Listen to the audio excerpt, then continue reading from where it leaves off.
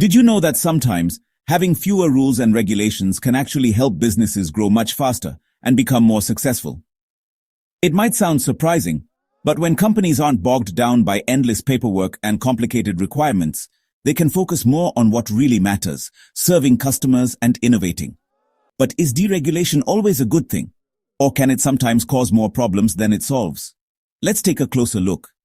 Deregulation is when the government decides to remove or reduce the rules that businesses have to follow. These rules or regulations are usually put in place to protect consumers, workers, and the environment. But sometimes they can make it harder for businesses to operate efficiently. Imagine you want to open a juice shop in your neighborhood. You're excited to get started and share your delicious recipes with everyone. But before you can even squeeze your first orange, you have to get 5 different licenses, follow 10 separate safety rules, and fill out a mountain of paperwork. It's overwhelming and can take months before you can even open your doors. That's what heavy regulation looks like. Now picture this. The government decides to simplify things. Instead of all those hoops to jump through, you only need 1 license and just a couple of easy-to-follow rules. Suddenly, you can open your shop in days instead of months. That's the power of deregulation. Less hassle, a quicker start, and more time to focus on your business and your customers. So why do governments choose to deregulate? The main goal is to cut unnecessary red tape, help small businesses grow, make it easier for new companies to get started, and attract more investment into the economy.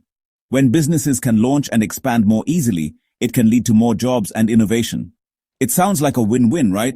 More businesses, more jobs, and more opportunities for everyone. But here's the catch. If you remove too many rules, things can get out of hand. Without enough oversight, companies might cut corners, take dangerous risks, or even harm customers and the environment. Take the 2008 financial crisis, for example. Banks and financial institutions were allowed to take huge risks because the rules were too relaxed.